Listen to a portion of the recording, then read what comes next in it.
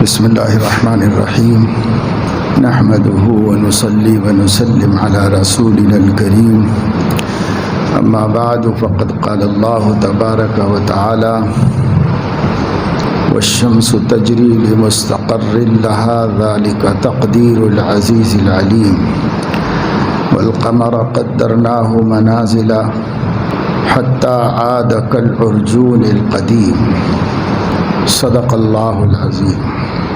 اللہ تعالیٰ نے زمانے کو پیدا فرمایا ہے۔ زمانہ ایک مسلسل گزرتے وقت کا نام ہے، لیکن اس مسلسل گزرتے وقت کو اگر جاننے کے لیے کوئی پیمانہ نہ ہوتا تو وقت جیسی قیمتی چیز لوگوں کے لیے غیر اہم ہو جاتی اور بلا تکلف ضائع ہوتے رہتی۔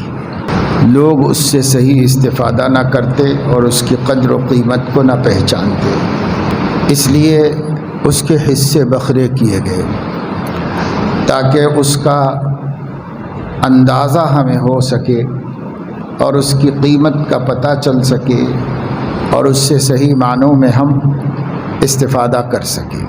جیسے زبان ہے یعنی لینگویج ہے، یہ ایک مسلسل آواز کا نام ہے۔ ہر لینگویج، ہر زبان ایک مسلسل آواز ہوتی ہے۔ اس مسلسل آواز سے کچھ بھی سمجھ میں نہیں آ سکتا، اس لیے اہل زبان کے ذریعے اللہ رب العزت نے اس مسلسل آواز کو ٹکڑے ٹکڑے کروا دیے اور اس آواز کے کسی حصے کا نام اے ہو گیا، کسی کا نام بی ہو گیا، کسی کا نام سی ہو گیا، اور انہیں مختلف اعتبارات سے جب جوڑا جاتا ہے تو وہ لفظ بنتا ہے، لفظ سے جملہ سینٹنس بنتا ہے، اور پھر اب اس آواز سے لوگ ایک دوسرے سے فائدہ اٹھا سکتے ہیں۔ ورنہ آواز جس طرح پیدا کی گئی ہے اس آواز سے کوئی کسی سے فائدہ نہیں اٹھا سکتا تھا، وہ آواز بے فیض ہو جاتی۔ اللہ تعالیٰ نے اس کو اس طرح با فیض بنا دیا۔ اب آدمی بولتا ہے تو اس کی زبان الگ الگ حرفوں، الگ الگ لفظوں کی وجہ سے سمجھی جا سکتی ہے اور بولی جا سکتی ہے، ورنہ فی نفسہ ہی اللہ نے زبان کو ایک صوت مسلسل بنایا ہے، یعنی ایک کنٹینیو آنے والی آواز۔ بس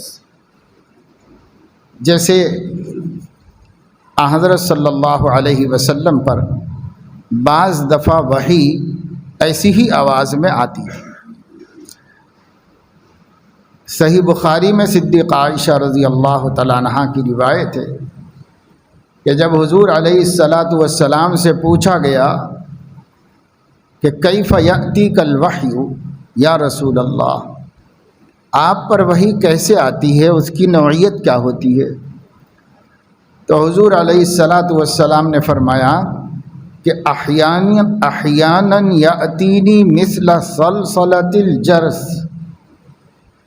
کبھی اس طرح وحی آتی ہے جیسے گھنٹی کی آواز ہوتی ہے، کہ آپ گھنٹہ بجا کر چھوڑ دے تو ایک آواز کنٹینیو دیر تک آتی رہتی ہے۔ ایسے ایک آواز آتی ہے مجھے، بس اس کے حروف الفاظ مقطع نہیں ہوتے، کٹے ہوئے نہیں ہوتے، الگ الگ نہیں ہوتے، ایک ساتھ آواز آتی ہے۔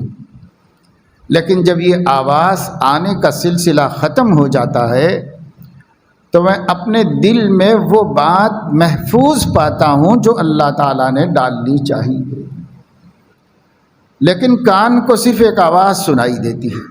سلسلۃ الجرس کہتے ہیں لوہے کی زنجیر پتھر کی چٹان پر گھسیٹنے سے جو آواز آتی ہے، اس آواز کو سلسلۃ الجرس کہتے ہیں۔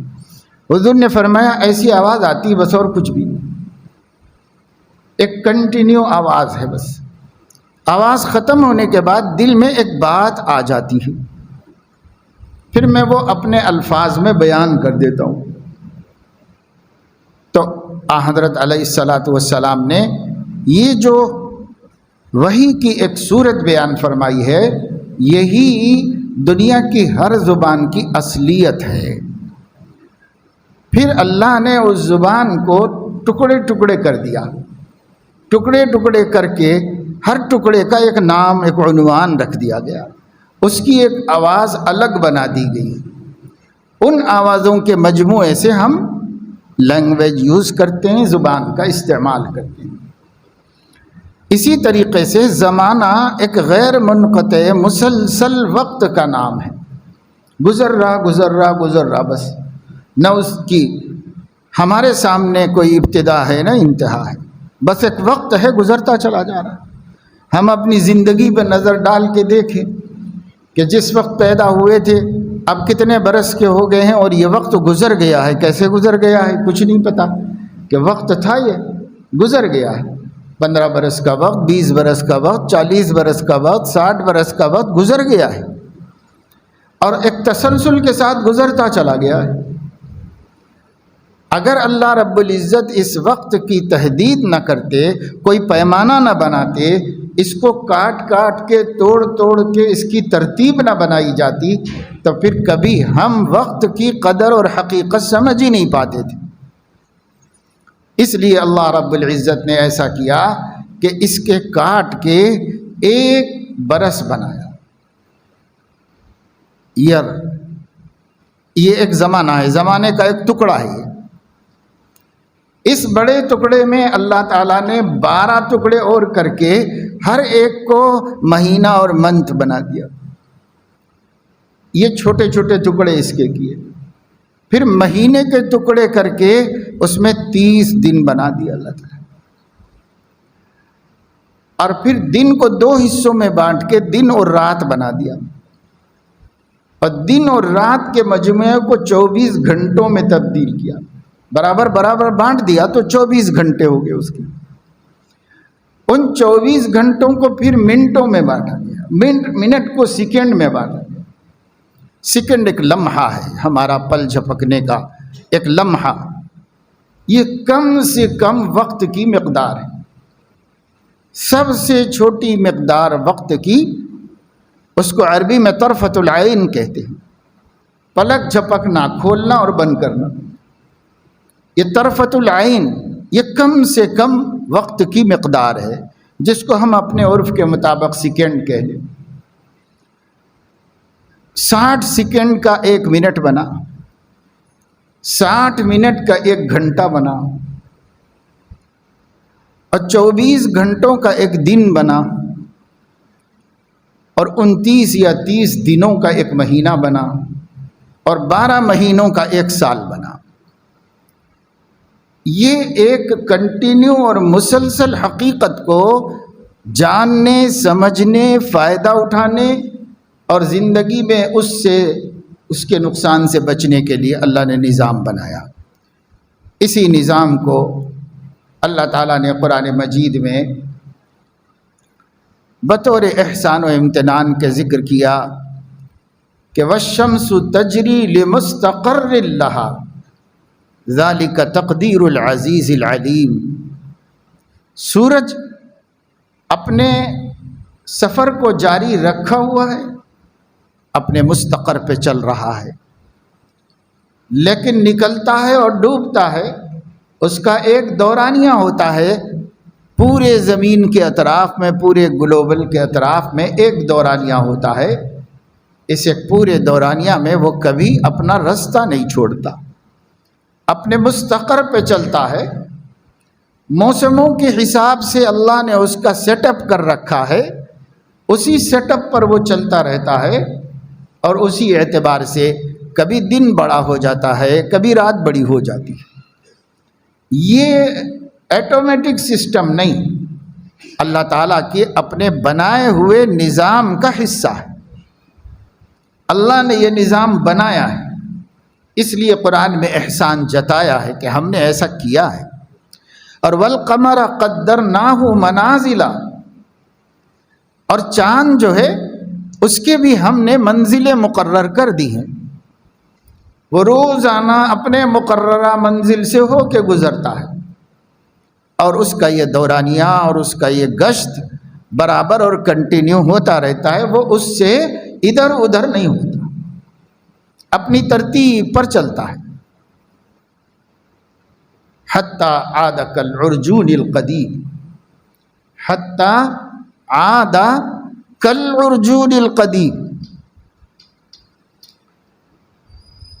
عرجون کہتے ہیں کھجور کے پتے کو، کھجور کی جو شاخ ہوتی ہے، ایک پتا ہوتا ہے، وہی شاخیں ہیں اس کی، کھجور کے پتے کو عرجون کہتے ہیں۔ اور عرجون القدیم پرانا پتا، یعنی جو سوکھ گیا ہو۔ تو جب کھجور کا پتا تازہ ہوگا، پھیلا ہوا ہوگا، بہت چوڑان میں لمبان میں پھیلا ہوا ہوگا، لیکن جب یہ پرانا ہو جائے گا، سوکھ جائے گا، تو اس کے پتے جو ہیں وہ دب کر اکٹھے ہو جائیں گے، سمٹ جائیں گے، اور پھر اس کے بعد وہ صرف ایک کاڑی رہ جائے گی، باریک سی کاڑی بن کر رہ جائے گا۔ حتی عادا، چاند یہاں تک کہ لوٹتا ہے، کالعرجون القدیم، کھجور کے پرانے پتے کی طرح، یعنی باریک ہو جاتا ہے۔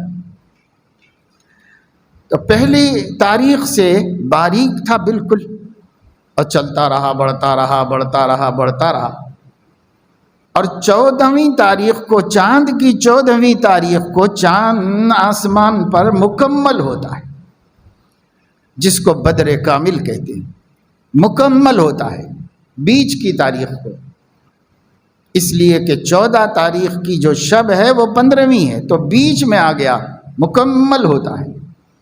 اب گھٹنا شروع ہوا، گھٹنا شروع ہوا، گھٹنا شروع ہوا، مہینہ ختم ہوتا ہے، کالعرجون القدیم، پھر سے وہ ایک باریک کاڑی بن جاتا ہے۔ یہ نظام اللہ تعالیٰ نے چلایا۔ ایک جگہ فرمایا والقمر قدرناہ منازل لتعلموا عدد السنین والحساب، چاند کو ہم نے مقررہ منزلوں پر چلایا ہے، اس کے لیے رستے بنا دیے ہیں، وہ اپنے رستوں اور برجوں ہی سے چلے گا، اس کے خلاف نہیں کرے گا۔ کیوں؟ لتعلموا عدد السنین، تاکہ تم سالوں کا حساب ڈال سکو۔ سال کو عربی میں سن کہتے ہیں، سالوں کا حساب ڈال سکو تم، اور والحساب، اور تاکہ تم اپنے زندگی کے کاروبار کا حساب کتاب کر سکو۔ لین دین ہے، اس کے لیے کوئی وقت مقرر ہوتا ہے، ایک ٹائم مقرر کریں گے، تبھی کہیں گے صاحب اتنا کام کرو گے تو اتنا ملے گا۔ اگر وقت ہی نہیں ہوتا یا وقت کنٹینیو ہوتا تو ہم تعیین کیسے کر سکتے؟ اس لیے کہا جاتا ہے مہینہ بھر کام کرو گے یہ تنخواہ ملے گی، صبح سے شام تک 8 گھنٹے محنت مزدوری کرو گے یہ معاوضہ ملے گا۔ یہ ہم حساب رکھ سکیں، اپنا زندگی کا حساب کتاب کر سکیں، اسی طرح اپنی عمر کو بھی ناپ سکیں، ورنہ عمر کا کیا پتہ چلے گا کہ بھئی کہاں تک نکل گئی، کہاں باقی، تو ہم ناپ سکیں کہ عمر کتنی گزر گئی، جو باقی ہے وہ تو نہیں معلوم، لیکن جو گزر گئی وہ معلوم ہے، اور جو باقی ہے اس کا تخمینہ اندازہ پتہ ہے کہ زیادہ سے زیادہ 60 65 70 برس ہوں گے، اس کے آگے بس سمجھنا نہیں چاہیے کہ ہے، بڑھے گی کسی کی بڑھ جائے گی، لیکن عموماً وہاں تک ہی لوگ بڑی مشکل سے پہنچ پاتے ہیں، لہذا آگے کا بھی تخمینہ ہے، یقینی بات نہیں معلوم، لیکن پیچھے کا تو یقینی معلوم ہوگا کہ کتنی گزر گئی۔ اب وہ حساب ہی نہ ہوتا، کوئی نظام ہی نہ ہوتا، تو ہمیں اپنی گزری ہوئی زندگی کا کوئی اندازہ نہ ہوتا، اور بقیہ زندگی کا بھی کوئی تخمینہ ہمارے پاس نہ ہوتا، تو ہماری غفلت اس سے بھی کہیں زیادہ ہوتی جو اب ہمیں نظر آ رہی، اور لوگ سب کے سب اچانک احیاناً مر جاتے، کسی کو کوئی اندازہ تخمینہ نہ ہوتا، اس لیے اللہ تعالیٰ نے فرمایا بہت حکمتوں اور مصلحتوں سے ہم نے زمانے کو بانٹا ہے، زمانے کے حصے بکھرے کر دیے، پھر ان حصوں کے نام رکھ دیے گئے۔ تو پورے زمانے کا جو سب سے بڑا پیس نکالا گیا وہ یر ہے۔ ایک سال یہ بڑا ٹکڑا ہے، اس بڑے ٹکڑے کو اللہ نے 12 ٹکڑوں میں بانٹا تو 30 دنوں 30 ایسے ہو۔ پھر اس کو اللہ نے بانٹا 30 دنوں میں، پھر اس کو اللہ نے بانٹا 24 گھنٹے میں، پھر اس کو اللہ تعالیٰ نے بانٹا منٹوں میں، اور منٹوں کو بھی تقسیم کر دیا سیکنڈوں میں، تاکہ جو آخرت کا خواہاں ہے، جو آخرت کا فکر مند ہے، اس کو ایک سیکنڈ کی بھی قیمت چاہیے۔ وہ کہے گا کہ میرا لمحہ بھی بے قیمت نہیں گزرے گا، مجھے اس کی قیمت چاہیے۔ کیا قیمت چاہیے؟ تو قیمت بنا لو، تمہارے ہاتھ میں ہے۔ کوئی لمحہ یاد الہی کے بغیر نہ گزرے، کوئی لمحہ اتباع سنت کے بغیر نہ گزرے۔ ہر لمحے میں ہم کچھ نہ کچھ تو کر رہے ہیں، کرتے ہی ہیں۔ کوئی بھی آدمی ہوگا، مومن بے ایمان کوئی بھی ہوگا، ہر لمحہ کچھ کر رہا ہے۔ اس لیے علماء نے فرمایا کہ ہر لمحے تم کچھ کر رہے ہو، یا فرض کام کر رہے ہو، یا واجب کر رہے ہو، یا سنت کر رہے ہو، یا مستحب کام کر رہے ہو، یا مباح اور جائز کام کر رہے ہو، یا پھر حرام کام کر رہے ہو، یا مکروہ کام کر رہے ہو، یا ناپسندیدہ کام کر رہے ہو، کچھ تو کر رہے ہو۔ کچھ نہیں کر رہا ہے ایسا کوئی وقت نہیں گزرا آدمی کا۔ بیکار ہے تو وہ بھی کچھ ہے، وہ بیکاری بھی کوئی کام ہے جو وہ کر رہا ہے۔ لہذا اگر اس کو وقت کا احساس نہیں ہوگا تو پھر وہ بیکار گزرنے والے وقت کو کارآمد بنانے کی فکر نہیں کرے گا، اور جو کام میں گزر رہا ہے اس کو اللہ کی خفگی اور ناراضگی والا کام بننے نہیں دے گا، کیونکہ بھائی میری زندگی کا قیمتی لمحہ ضائع ہو رہا ہے، میں اپنی ہی قیمتی زندگی کی قیمتی پونجی سے، اپنی ہی زندگی کی قیمتی پونجی سے اپنی آخرت برباد کروں، اپنی عاقبت تباہ کروں، اپنے کو قیامت کی رسوائی کا حقدار بناؤں، میں اللہ کے سامنے شرمندہ ہو سکوں، کھڑے نہ ہو سکوں، اپنی ہی زندگی کے قیمتی لمحات سے، اس قیمتی پونجی سے میں اپنی آخرت برباد کروں، یہ کیسے ہو سکتا ہے؟ تو وہ سوچ سکتا ہے۔ اگر یہ نہ ہوتا نظام تو کوئی آدمی سوچ ہی نہیں سکتا۔ آج بھی اللہ کے کتنے بندے ہیں جن کو کبھی احساس ہوتا ہے، کبھی ہوتا ہے، تب کیا احساس ہوتا ہے؟ یہی احساس ہوتا ہے کہ حضرت زندگی کا بہت وقت گزر گیا، اب چاہ رہا ہوں کہ جو کچھ باقی ہے وہ اللہ کی بندگی میں گزار دوں۔ تو ٹائم سے ہی تو اندازہ ہوا، اسے وقت ہی سے تو پتہ چلا کہ بڑا حصہ نکل گیا، اب کچھ کر لینا چاہیے۔ اگر یہ نظام نہ ہوتا تو اسے پتہ بھی نہ چلتا اور موت آ جاتی اسے۔ اس لیے اوقات کی یہ تحدید، یہ نظام، سالوں مہینوں برسوں، سالوں مہینوں دنوں کا یہ نظام ہمارے حق میں بہت بہتر نظام ہے، بندوں کے حق میں اللہ کا انعام اور اللہ کا احسان۔ پھر اللہ رب العزت نے جو دین اسلام ہمیں دیا ہے، اس کے اندر جتنے احکامات ہیں ان میں سے بیشتر کا تعلق وقت سے ہے، وقت سے جڑے ہوئے ہیں۔ نمازیں ہیں، ان کے اوقات مقرر کر دیے گئے۔ قرآن مجید میں اللہ رب العزت نے ارشاد فرمایا ہے، ان الصلاۃ کانت علی المؤمنین کتابا موقوتا، نماز مسلمانوں پر وقت مقررہ میں فرض کی گئی ہے۔ اور نمازوں کا سارا نظام اللہ رب العزت نے سورج کے ذریعے سے کرایا ہے۔ آپ جو نمازی ہیں، جو نماز کی فکروں میں رہتے ہیں، وہ سب جانتے ہیں اور دیکھتے رہتے ہیں کہ بھائی صبح کی نماز سورج کے نکلنے سے پہلے پہلے پڑھ لینی پڑتی، اور اشراق کی نماز سورج کے تھوڑا بلند ہونے کے بعد پڑھنا پڑتا ہے۔ چاشت کی نماز اس سے بھی جب اونچا ہو جائے اور اس میں گرمی بڑھ جائے تب پڑھی جاتی ہے۔ ظہر کی نماز سورج کے زوال پانے کے بعد پڑھی جاتی ہے، یعنی بالکل ٹھیک سر پہ ہو، اس کو استوا کہتے ہیں۔ سر پہ سے ڈھل کے دوسرے سمت میں چلا گیا، یعنی سورج اب مغرب کی جانب جھک گیا، تو اس کو زوال کہتے ہیں۔ جب تک زوال نہ ہو آپ ظہر کی نماز نہیں پڑھ سکتے،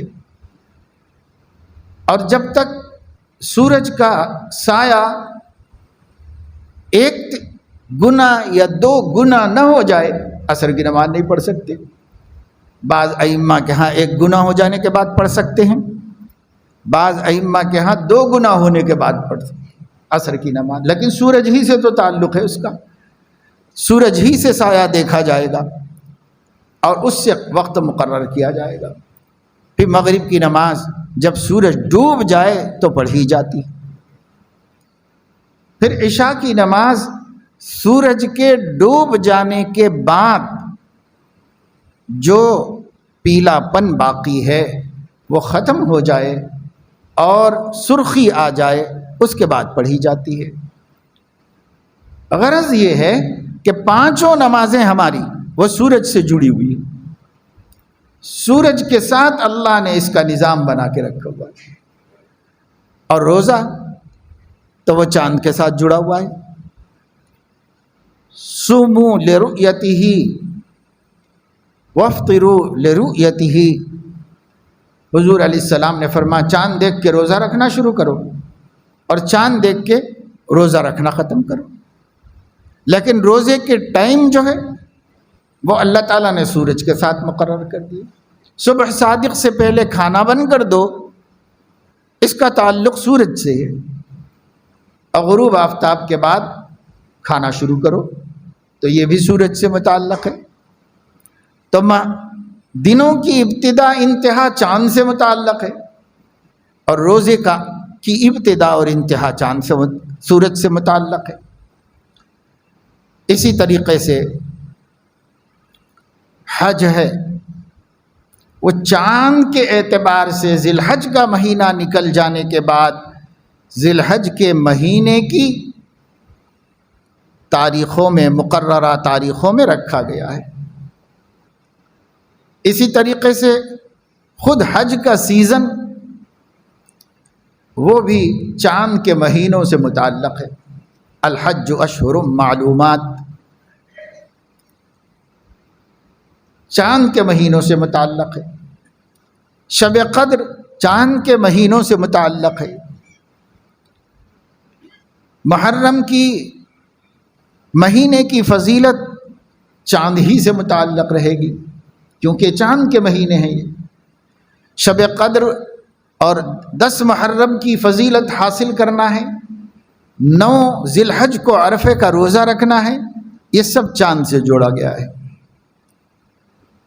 اسی طریقے سے کسی عورت کے شوہر کا انتقال ہو گیا تو اس کو 4 مہینے 10 دن عدت گزارنی پڑتی ہے۔ تو یہ تو 1 مہینے کے اندر کا قصہ نہیں ہے، 4 مہینے گزارنے ہوتے ہیں، تو یہ 4 مہینے 10 دن چاند کے اعتبار سے گزارنے ہوتے ہیں، اسے چاند کی تاریخوں کے حساب سے اسے مکمل کرنا ہوتا ہے۔ مہینہ 29 کا ہو یا 30 کا ہو، وہ سب مہینہ ہی شمار ہوتا رہے گا۔ 4 اشہر و عشرہ، 4 مہینے گزر گئے، جب 4 مہینے گزر گئے 10 دن اور اس کو رکھنا ہوگا۔ اسی طریقے سے کفارات ہیں وغیرہ ہیں، تو ان کا تعلق چاند کے مہینوں سے۔ قمری کیلنڈر، قمری جنتری، اور ایک ہے شمسی سورج والی۔ عیسائیوں نے اپنا جو نظام بنایا تھا، اور آج نہیں بنایا، قدیم زمانے سے بنا ہوا ہے ان کا کیلنڈر، اور ہمارے اسلامی کیلنڈر سے بھی 622 سال پہلے سے ان کا بنا ہوا ہے۔ تو ان کا جو کیلنڈر ہے اس میں انہوں نے سورج کے حساب سے سب طے کیا ہے، نظام بنایا ہے۔ اور مکے کے لوگ جو ہیں وہ چاند کے حساب سے جنتری بنائے ہوئے تھے، ان کا اسی حساب سے چلتا تھا۔ جنتری وہ والی ہو یا یہ والی ہو، اس سے کوئی مطلب نہیں، وہ عقل بھی اللہ نے دی ہے، یہ بھی اللہ نے دی ہے، اور اللہ کا تو بس وہ منشا ہے لِتَعْلَمُوا عَدَدَ السِّنِينَ وَالْحِسَابَ، چاہے چاند سے، چاہے سورج سے، چاہے میلادی کیلنڈر ہو، چاہے ہجری کیلنڈر، دونوں کا استعمال جائز و درست ہے۔ لیکن چونکہ بہت سے اسلامی احکام کا تعلق چاند کے جنتری سے ہے، اس لیے مسلمانوں کو اس کی حفاظت اور استعمال کرتے رہنا چاہیے، کیونکہ ان کے بہت سے احکام اس سے جڑے ہوئے ہیں۔ باقی اب پوری دنیا کا سسٹم وہ عیسوی کیلنڈر سے جڑا ہوا ہے، اور ہمارے بھی کاروبار لین دین اسی طرح ہوتے ہیں، تو کوئی حرج کی بات نہیں، کیونکہ منع وہ بھی نہیں ہے، پر ہمارے احکام کا تعلق چاند کے مہینوں سے ہے، اس کی حفاظت کرنا مسلمانوں پر لازم و ضروری ہے۔ حفاظت جبھی ہوگی جب کہ آپ استعمال کریں گے، استعمال نہیں کریں گے تو حفاظت کیسے ہوگی اس کی؟ اس لیے استعمال کرنا چاہیے، سب کو معلوم رہنا چاہیے کہ بھئی آج یہ تاریخ ہے 21 تاریخ، تو چاند کی کون سی تاریخ ہے؟ مسلمانوں کو اس کا علم رہنا چاہیے، کیونکہ بہت سی چیزیں اس کے ساتھ جڑی ہوئی۔ حضرت صلی اللہ تعالیٰ علیہ وسلم کے پاس حضرت علی رضی اللہ تعالیٰ عنہ بیٹھے ہوئے تھے، تو حضرت علی رضی اللہ تعالیٰ عنہ نے فرمایا کہ میں بیٹھا ہوا، ایک کوئی صاحب آئے اور انہوں نے حضور علیہ السلام سے ایک سوال کیا کہ یا رسول اللہ، نفل روزوں میں سب سے افضل روزے کون سے ہیں؟ میں رکھنا چاہوں نفل روزے سال بھر میں، تو کب رکھنا میں زیادہ ثواب ہے اور کب رکھنا زیادہ مناسب ہے؟ یہ سوال کسی صحابی نے کیا، تو حضرت علیہ السلام نے اس کے جواب میں فرمایا کہ افضل الصیام بعد صیام رمضان صیام شہر اللہ المحرم، رمضان کے مہینوں کے بعد اگر سب سے افضل کوئی روزے ہیں تو وہ اللہ تعالیٰ کے مہینے کے روزے ہیں، اور اللہ تعالیٰ کا مہینہ کون سا ہے؟ محرم کا مہینہ۔ یہاں ذرا آپ لوگ اس حدیث کو ذہن میں محفوظ کر کے اپنے گھر میں جانے کے بعد اپنے گھر کی عورتوں بڑوں بزرگوں کے سامنے یہ حدیث رکھیے اور بولیے کہ حضور علیہ السلام نے جس مہینے کو اللہ کا مہینہ کہا ہے، آپ اس مہینے کو منحوس مہینہ کہیں گے یا برکت والا مہینہ کہیں گے؟ ہر عورت سے ہر شخص جا کے پوچھے۔ جہالت نے ہماری عورتوں کو بدعقیدگیوں میں مبتلا کر دیا ہے۔ آپ پہنچاتے نہیں دین، آپ دین پہنچاتے تو ان کے بھی عقیدے صحیح ہوتے، ان کے بھی خیالات درست ہوتے، لیکن آپ نہیں پہنچاتے، آپ ڈرے دبے ہوئے ہیں، اس لیے نہیں بتاتے گھر میں دین۔ پوچھا جا رہا ہے کہ سب سے افضل روزے کون سے ہیں، تو حضور علیہ السلام جواب دے رہے ہیں افضل الصیام بعد صیام رمضان صیام شہر اللہ، اللہ کے مہینے کے روزے۔ اللہ کا مہینہ کون سا ہے؟ المحرم۔ محرم کا مہینہ شہر اللہ ہے۔ کوئی مومن عورت یہ کہہ سکتی ہے کہ بیت اللہ میں نحوست ہے؟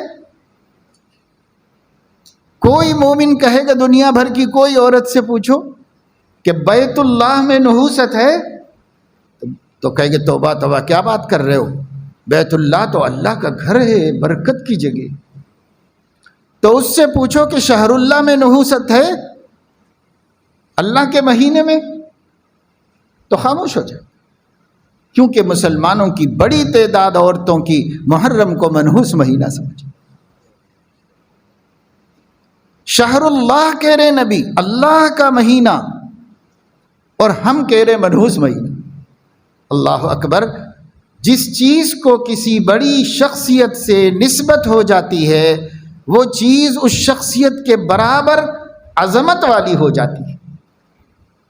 جس مہینے کو اللہ سے نسبت دے دی گئی ہے نبی کی زبان سے، اس کی نسبت دوسرے مہینوں کے مقابلے میں اللہ تعالیٰ کے مقام اور مرتبے کے مطابق عظمت والی، رحمت والی ہو گئی ہے، برکت والی ہو گئی ہے۔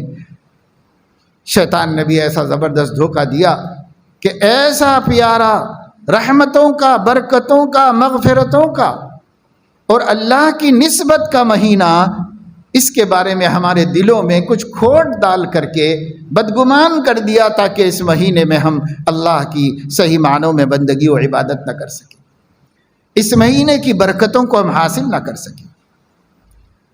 سوچنا چاہیے کہ اگر یہ منحوس مہینہ ہوتا تو کیا صحابہ کرام بیٹھ کر حضرت عمر کی نگرانی میں اپنے کیلنڈر کا پہلا مہینہ ایسا بنا دیتے جو نحوست و بے برکتی سے شروع ہوتا ہے؟ کیا ان لوگوں کو ہماری اتنی بھی سمجھ نہیں تھی، اتنی بھی عقل نہیں تھی ان لوگوں کو؟ یہ غور نہیں کرنے سے ہم خرافات میں مبتلا ہو جاتے۔ یہ سب بدعقیدگیاں ہیں جو مسلمانوں میں بالخصوص مسلم عورتوں کے اندر چلتی۔ نماز روزے کا تو کوئی احساس نہیں، اور ایسی غلط باتوں کا بڑا اہتمام جس کا دین سے کوئی دور دور کا تعلق نہیں، بلکہ خدا کو جواب دینا پڑے گا مرنے کے بعد کہ نبی اس کو اللہ کا مہینہ کہتے تھے اور تم لوگ اس کو شہادت کا مہینہ کہہ کر منحوس مہینہ سمجھتے تھے۔ اب فرض کرو یہ مہینے تو آپ نے نہیں طے کیے، مہینے تو حضرت حسین کی شہادت کے بعد نہیں طے ہوئے، مہینے تو حضرت عمر نے بھی نہیں طے کیے۔ یہ جو محرم، صفر، ربیع الاول، ربیع الثانی، جمادی الاولی، جمادی الثانیہ، رجب، شعبان، رمضان، شوال، ذی قعدہ، ذی الحجہ، یہ جو 12 نام ہیں، یہ نام حضور علیہ السلام کی ولادت سے 200 سال پہلے کلاب بن مرہ نے طے کیا تھا۔ 200 سال پہلے ہمارے نبی کے پیدا ہونے سے بھی، اور اس زمانے سے عرب اسی کو استعمال کر رہے تھے۔ جس زمانے میں آپ پیدا ہوئے اس وقت یہی مہینے چلتے تھے، اور اس مہینے، ان مہینوں میں محرم سال کا پہلا مہینہ تھا اور ذی الحج سال کا آخری مہینہ تھا اس زمانے میں بھی۔ اسی وجہ سے مسلمانوں نے صرف اس کا سیٹ اپ کیا ہے، لیکن یہ مہینے، یہ جنتری پہلے سے چلی آ رہی۔ مکہ والوں میں اور ان کے قبیلوں میں کئی جنتریاں چلتی تھیں، لیکن ہر جنتری کے مہینے یہی تھے 12، اور انہی ناموں سے تھے، اور شروع محرم سے ہو کے ذی الحج پہ ختم ہوتے تھے۔ سیدنا عمر فاروق رضی اللہ تعالیٰ عنہ کے دور خلافت میں یمن کے ایک حصے کے گورنر، یمن جب فتح ہوا تو حضور علیہ السلام نے اس کے 2 حصے کر کے، ایک پر حضرت معاذ ابن جبل کو گورنر بنایا اور ایک پر حضرت ابو موسیٰ اشعری رضی اللہ تعالیٰ عنہ کو گورنر بنایا۔ حضرت عمر کے احکامات گورنروں کے پاس جاتے تھے، مگر اس پہ کوئی تاریخ نہیں ہوتی تھی، تو حضرت ابو موسیٰ اشعری رضی اللہ عنہ نے خط لکھا اور کہا کہ امیر المومنین، آپ کے آرڈرز آتے ہیں لیکن اس پہ کوئی تاریخ نہیں ہوتی، بہتر ہے کہ تاریخ لکھا کریں تاکہ آپ کے پاس ریکارڈ رہے کہ آپ کا لیٹر کب نکلا تھا اور کب پہنچا، عمل کب سے شروع ہوا، جواب کب آیا۔ یہ سب ریکارڈ رہنا ایک اچھے مستحکم مملکت کے لیے ضروری ہے۔ لہٰذا میرا جی یہ چاہتا ہے کہ آپ کے خطوں پر تاریخ لکھی ہوئی ہونی چاہیے۔ تو حضرت عمر نے جب خط پڑھا تو ان کو یہ بات بہت اچھی لگی، سمجھ میں آئی کہ ہاں یہ اچھا سسٹم، مناسب مشورہ ہے جو دیا گیا ہے، لیکن اس کے لیے ہمارا کوئی کیلنڈر ہے نہیں۔ اب مکہ والوں میں بہت سے کیلنڈر تھے الگ الگ، ہمارا کوئی مقررہ نہیں تھا۔ ہاں عیسائیوں کا چل رہا تھا، جس کا وہ 622واں سال چل رہا تھا۔ تو حضرت عمر نے اپنی کیبنٹ بلائی، سب لوگوں کو جمع کیا اور ان کے سامنے یہ مسئلہ رکھا کہ بھئی ایسا خط آیا ہے، اور مجھے بھی یہ بہت اہم بات معلوم ہوتی ہے، لیکن اپنی کوئی جنتری نہیں ہے تو ہم تاریخیں کون سی استعمال کریں، کیسے استعمال کریں۔ اس پر حضرت عمر رضی اللہ تعالیٰ عنہ کے سامنے 4 مشورے آئے۔ وہ یہ کہ ہم لوگ ایک اپنی جنتری بنا لیں، اپنا اسلام کی تاریخ، اسلام کی ہسٹری کے لیے جو روز اول قائم کر دیں۔ ہم کیسے کریں؟ تو بعض حضرات نے کہا کہ حضور علیہ السلام کی ولادت کے دن سے شروع کیا جائے کیلنڈر، اور بعض حضرات نے کہا کہ حضور علیہ السلام کو جس دن نبوت ملی، چونکہ یہ بڑی عزت و شرف ہے، تو اس دن سے ہمارا کیلنڈر ہو، ہمارے کیلنڈر کی ابتدا اس سے ہو۔ بعض حضرات نے کہا کہ حضرت علیہ السلام کی جس دن وفات ہوئی تھی، آپ کے انتقال کے دن سے ہم اپنی جنتری تیار کریں۔ بعض لوگوں نے کہا کہ جس دن ہجرت ہوئی تھی تو ہجرت سے ہم اپنی جنتری کو شروع کریں۔ یہ 4 رائیں حضرت کے سامنے آئیں، اس پر ڈسکشن ہوا، گفتگو ہوئی، لوگوں نے اس کی اہمیت بتائی، اس کی اہمیت بتائی، اس کی اہمیت بتائی، بات چلتی رہی، لیکن فیصلہ تو امیر المومنین کو کرنا تھا۔ حضرت عمر رضی اللہ تعالیٰ عنہ نے فرمایا کہ دیکھو بھائی، حضور علیہ السلام کی ولادت اور حضور علیہ السلام کی نبوت سے کیلنڈر شروع کرنا اس لیے مشکل ہے کہ اس کی تاریخوں میں اختلاف پایا جاتا ہے۔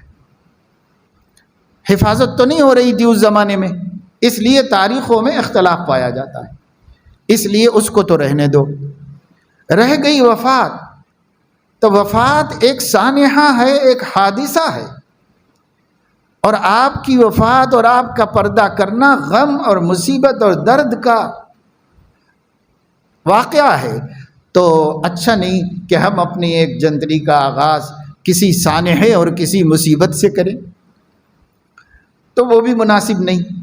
البتہ ہجرت کا یہ مناسب ہے۔ تو 4 رائوں میں سے ہجرت والی رائے کو حضرت عمر نے پاس کر دیا اور منظور کر دیا، تو طے پا گیا کہ حضور علیہ السلام کی ہجرت کی تاریخ محفوظ ہے۔ نبوت کے وقت صحابہ تو تھے نہیں، ولادت کے وقت بھی نہیں تھے، اور اس زمانے میں حفاظت نہیں کی گئی، تو اب جتنے بھی لوگ آج بھی ولادت اور نبوت کی تاریخیں لکھتے ہیں، تمام تاریخ کی کتابوں میں اختلافی تاریخ ہی لکھتے ہیں، کوئی طے شدہ تاریخ نہیں ہے کہیں بھی۔ اس لیے ہجرت چونکہ اسلام کے زمانے میں ہوئی ہے، صحابہ کی موجودگی میں، مسلمانوں کی موجودگی میں ہوئی ہے، اس لیے وہ مقرر ہے۔ اسی واسطے ہجرت والا سال ہوگا ہمارا پہلا سال، اور ہجرت تو وطن سے بے وطن ہونا ہے۔ تو صحابہ نے اس پر بھی گفتگو کی، بھئی یہ بھی تو مصیبت کی گھڑی ہے کہ کسی آدمی کا وطن سے بے وطن ہونا، خود نبی کا بے وطن ہونا، یہ بھی کون سی خوشی کی بات ہے۔ تو حضرت عمر نے فرمایا کہ یہ دیکھنے میں جو ہے ایک حادثہ ہے، لیکن حقیقت میں یہ ایک خوشخبری ہے، ایک مژدہ جاں فضا ہے کہ اللہ نے اسی ہجرت والی قربانی کے بعد فتح مکہ کو مقدر کیا، بدر مبین کو مقدر کیا، سب کامیابیاں مسلمانوں کو ہجرت کے بعد ملی ہیں۔ اس لیے اس کی حقیقت مبارک ہے، اس کا ظاہر چاہے مبارک نہ نظر آ رہا ہو، لیکن اس کی حقیقت مبارک ہے۔ بس اس وجہ سے ہجرت والا سال ہماری جنتری کا پہلا سال قرار پایا، اسی وجہ سے اسے سن ہجری کہتے ہیں، ہجرت والا سال ہے۔ اور عرب میں عیسوی کیلنڈر کو سن میلادی کہا جاتا ہے، اسے ہجری کہا جاتا ہے، اسے میلادی کہا جاتا ہے۔ میلاد پیدائش کو کہتے ہیں، چونکہ ان لوگوں نے حضرت عیسیٰ کی پیدائش کے دن کو پہلا دن بنایا اپنے کیلنڈر کا، اس لیے وہ میلادی کہلاتا ہے، اور یہ ہجری کیونکہ ہم لوگوں نے نبی کی ہجرت کے سال کو پہلا سال بنایا۔ اب جب یہ بات طے ہو گئی تو سوال یہ پیدا ہوا کہ ہجرت تو ربیع الاول کے مہینے میں ہوئی ہے، تو پھر کیا ربیع الاول کو پہلا مہینہ بنایا جائے، یا جیسا کہ ہمارے کیلنڈر میں محرم پہلا مہینہ ہے تو ہم اس میں بھی محرم کو پہلا مہینہ کریں؟ تو طے یہ پایا کہ مہینوں کی ترتیب کو نہ بدلا جائے، مہینے کی ترتیب وہی رکھی جائے، جو پہلے سے محرم سے ذی الحج تک کی ترتیب چل رہی ہے اسی ترتیب کو باقی رکھا جائے۔ چنانچہ وہی باقی رکھا گیا، تو ہجرت والے سال کے پہلے جو محرم آیا، ہجرت ربیع الاول میں ہوئی، لیکن اس سال ربیع الاول سے پہلے سفر کا مہینہ تھا اور سفر سے پہلے محرم، تو اس محرم سے اس کیلنڈر کو شروع کیا۔ اس وجہ سے بھی کہ محرم شہر اللہ ہے، اللہ کا مہینہ ہے، عظمت اور تقدس کا مہینہ ہے۔ تو دیکھیے شروع کہاں ہوا ہے، یہ قصہ شروع ہوا ہے ہمارے نبی کی ولادت سے 200 سال پہلے شروع ہوا ہے، اور طے کب کیا گیا ہے؟ حضرت حسین رضی اللہ تعالی عنہ کی شہادت سے 60 برس پہلے طے کیا گیا، آدھی صدی سے بھی پہلے طے کیا گیا ہے۔ جب اس وقت میں یہ سب طے ہو گیا تو اب مہینے کا شہادت سے کیا تعلق ہو گیا؟ مہینہ اپنی اصل پر ہے، شہادت سے اس کا کیا تعلق ہو گیا؟ شہادت تو ہجری کیلنڈر کے اعتبار سے 60 ایئرس کے بعد ہوئی، تو فضیلت پیچھے کیسے جائے گی؟ بعد کی بات ہے۔ چلو ہم مان بھی لیتے ہیں کہ حادثات میں، اسلامی تاریخ کے واقعات میں یہ بہت اہم واقعہ تھا کہ جگر گوشہ رسول کو شہید کر دیا گیا، واقعی بڑا اہم واقعہ ہے تاریخ کا یہ۔ لیکن اولاً تو یہ سب سے بڑی شہادت نہیں ہے، ان سے بھی جلیل القدر صحابہ کو شہادت کا جام پینا پڑا۔ حضرت عمر شہید ہوئے، جو یقیناً تمام صحابہ میں حضرت ابو بکر کے بعد سب سے افضل تھے۔ حضرت عثمان شہید ہوئے، تمام صحابہ میں، تمام اہل سنت کے اجماع کے ساتھ صدیق اکبر عمر فاروق کے بعد سب سے افضل مسلمان تھے، وہ بھی شہید کیے گئے۔ سیدنا حمزہ نبی کے چچا، وہ بھی شہید کیے گئے، اور خود نبی نے اپنی زبان مبارک سے ان کو سید الشہداء کا لقب دیا، تمام شہیدوں کا سردار قرار دیا گیا۔ پھر بعد میں بھی کئی صحابہ شہید ہوئے، اور ہوتے ہوتے اخیر میں ایک ایسا وقت بھی آیا کہ نبی پاک صلی اللہ علیہ وسلم کے جگر گوشہ، جن کو حضور نے دونوں بھائیوں کو ممبر پہ کھڑا کر کے فرمایا کہ ہما ریحانتی فی الجنہ، یہ دونوں میرے جنت کے پھول ہیں، نبی کے نواسے ہیں، نبی کے جگر گوشے کے بیٹے ہیں، سیدنا علی کے بیٹے ہیں، نسبتوں کے اعتبار سے ان کی شان، ان کا مرتبہ، ان کا مقام، اور ان کے لیے اہل ایمان کے قلوب میں محبتیں، اس میں ذرہ برابر کوئی کمی ہے نہ کوئی سمجھوتا ہے۔ لیکن اس سب کے باوجود شہادت کی ترتیب میں پہلے کس کا نمبر آئے گا، کس کا نام آئے گا؟ تو شہادت ان کی بھی ہوئی، یہ بھی ایک مسلمانوں کے لیے ایک پہلو سے واقع غم ہے، اور ایک پہلو سے واقع فخر ہے، اس لیے کہ سیدنا حسین صحابی رسول ہیں، حضرت حسن صحابی رسول ہیں، اور صحابہ بستر پر مرنا مکروہ سمجھتے تھے، صحابہ میدان جہاد میں مرنے کو عزت سمجھتے تھے، مردانگی سمجھتے تھے، وقار سمجھتے تھے۔ تو کیا حضرت حسین کو کوئی نقصان پہنچا ہے، یا یہ کہ حضرت حسین کو ان کے پچھلے مرتبوں پر ایک اور مرتبے کا اضافہ کر دیا گیا ہے کہ وہ مومن ہیں، وہ صحابی ہیں، وہ حضرت فاطمہ کے بیٹے ہیں، اور وہ حضور علیہ السلام کے نواسے ہیں، اور وہ متقی ہیں، پرہیزگار ہیں، صاحب علم و فضل ہیں، بڑے اخلاق والے ہیں۔ سینکڑوں خوبیوں میں ایک خوبی آخری یہ ہو گئی کہ وہ خدا کے راستے میں شہید ہیں۔ تو شہادت عزت ہے، شرف ہے، وقار ہے، بزرگی ہے، دنیا اور آخرت کی کامیابی ہے، یا کوئی نحوست ہے؟ اگر یہ شہادت کا مہینہ ہے تب بھی تو برکت کا مہینہ ہے، تب بھی تو ہمارے حسین کے فخر کا مہینہ ہے، تب بھی تو نبی کے نواسے کا عزتوں کے ساتھ اپنے نانا کے پاس پہنچنے کا مہینہ ہے، تب تو یہ خوشی ہی کا وقت ہونا چاہیے۔ تو غم کا کیسے ہو گیا یہ وقت؟ تو روافظ نے اس کو غم بنا دیا، سوچا ہی نہیں انہوں نے کہ یہ غم ہے کیا۔ ہم لوگوں نے اسے غم نہیں بنایا کہ حضرت حسین کو اس مہینے کی 10 تاریخ کو ہمیشہ کی زندگی مل گئی، ہمیشہ کی زندگی۔ اگر وہ بستر پہ مرتے تو موت ملتی تھی، حیات نہیں ملتی تھی۔ انہوں نے میدان جہاد میں پوری سرفروشی کے ساتھ، ثابت قدمی کے ساتھ اپنی جان اللہ کے حوالے کی، تو دائمی زندگی ان کو دے دی گئی۔